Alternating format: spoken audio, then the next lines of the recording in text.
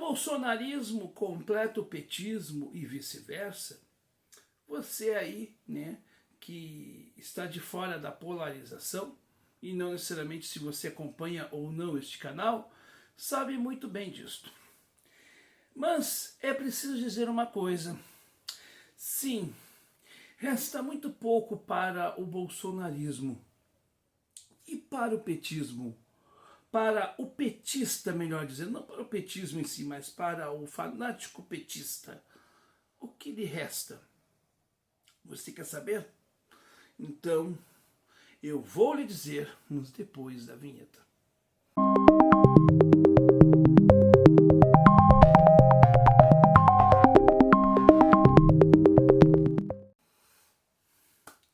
Muito bem, seja bem-vinda ou bem-vindo a mais um vídeo aqui do canal Falando de História, ao quadro O X da Questão.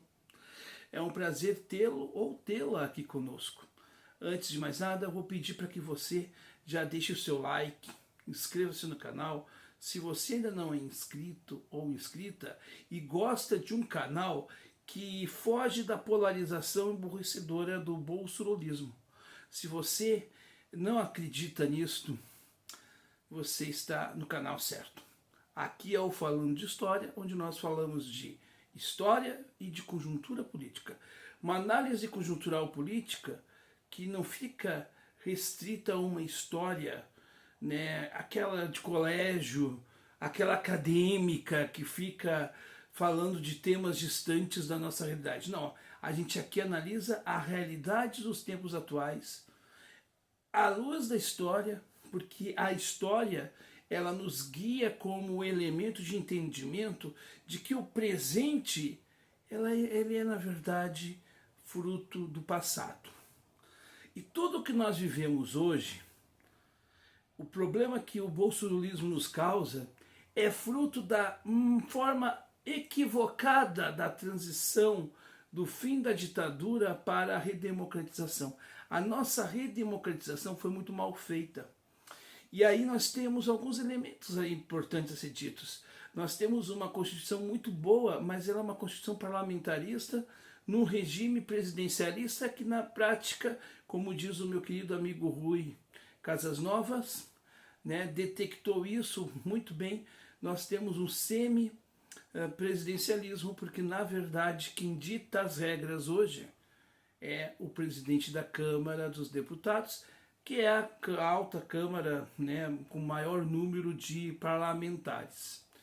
Então nós temos aí, né, o Estado brasileiro com uma deformidade na sua estrutura, vamos dizer assim, né, e por isso inclusive com deficiências em todos os setores e por isso inclusive interferência do judiciário em alguns pontos e às vezes necessário quando foi o caso da pandemia, mas às vezes também passando um pouco do ponto em outros momentos, né, tendo que ser pulso firme sim, né, no caso dos atos golpistas de 8 de janeiro, enfim, tem alguns elementos aí que a gente tem a se colocar, mas o que eu quero dizer é que eu fiz um vídeo anterior aí dizendo que para o bolsonarista estava muito pouco, né, quase nada, a não ser uma narrativa mimizenta de cobrar, por exemplo, o voto do Ciro Gomes crítico ao Lula,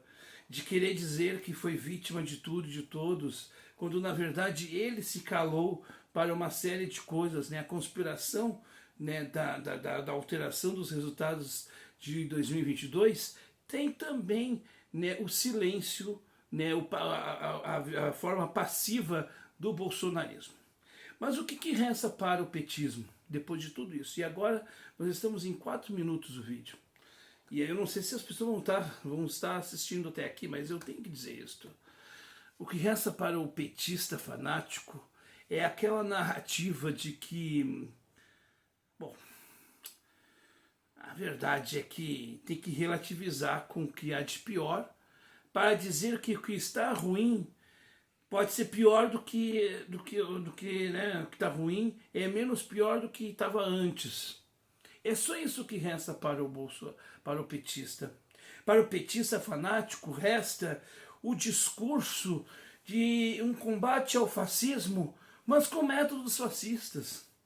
Afinal de contas, a proposição da lei anti-fake news, né, feita pelo petismo, é muito mais uma lei de censura do que realmente o combate à fake news.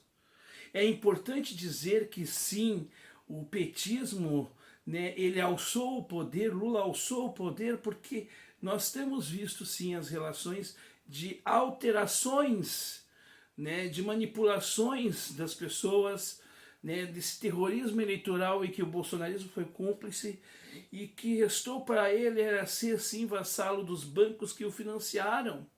As campanhas altíssimas pagas pelos bancos que irrigam o centrão fisiológico, que por sua vez o Lula é refém e que Bolsonaro foi refém lá atrás.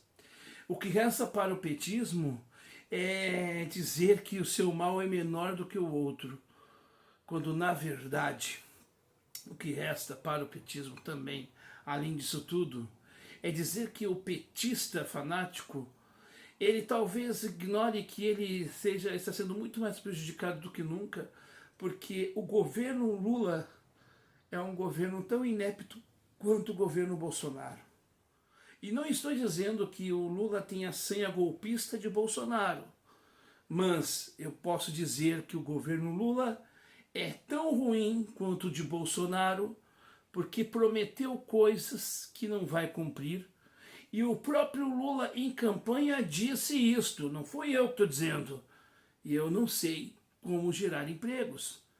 Muito mais importante seria, para mim, né, no meu ponto de vista, a preocupação com as pautas identitárias expostas na rampa, né, do Planalto, muito mais importante que essas pautas, que não são menos importantes no sentido de que pautas humanas são importantes porque somos humanos, mas pautas humanas desassociadas de um conjunto de políticas estruturantes viram um nada. E é por isso que nós continuamos vendo, né, os nossos índios e Yanomamis passando todo aquele perrengue. É por isso que nós temos visto a Amazônia sendo desmatada mais ainda. É por isso que nós estamos vendo uma economia indo para o vinagre mais ainda.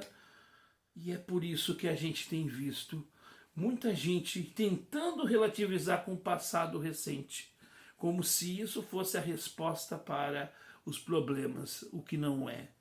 Porque o Lula nunca teve compromisso com a verdade e o fato de lutar para transformar o nosso país, né, do trágico bolsonarismo, a qual ele foi um dos artífices que nos colocou. Porque a bem da verdade, quando em 2018, na cadeia, Lula opta por um poste para perder para Bolsonaro, ele nos entregou para o Bolsonaro. E, portanto, ele indiretamente também tem as suas impressões digitais no genocídio, né, de 700 mil brasileiros mortos. Não que o Lula quis fazer, quis matar, ou que teve a sanha negacionista como o Bolsonaro. Mas ao abrir o caminho, ao pavimentar a entrada para a política nacional, para o cargo de maior relevância, que era o cargo de presidência da República, ao entregar-nos para Bolsonaro, Lula também é corréu desse processo. E é por isso mesmo que Lula vai tentar salvar de todas as formas Bolsonaro. Porque na frente, nos microfones, Bolsonaro vai xingar muito Lula. Mas nas alcovas, nas coxias da política, ambos estão de mãos dadas, abraçados. E quem sabe até em 2026 estarão subindo no mesmo palanque para dizer: olha, como eu sou bonzinho, eu consegui unir-me àquele ser horrível que é o Bolsonaro. E por sua vez o Bolsonaro vai encenar um Bolsonaro soft, alegre e divertido. E vai ter gente aplaudindo de montão. Porque estes não aceitam a verdade. Eles querem se iludir e vão se iludir. Resta saber se quando acontecer isto, nos nossos prognósticos, se isso acontecer, se nós vamos ter um levante do eleitorado, se a resposta, por exemplo, do eleitorado vai ser positiva ou negativa a isto. Eu creio que seja muito negativa e talvez seja o momento de talvez termos em 2026 a eleição com o maior número de abstenções, votos nulos e brancos da nossa história.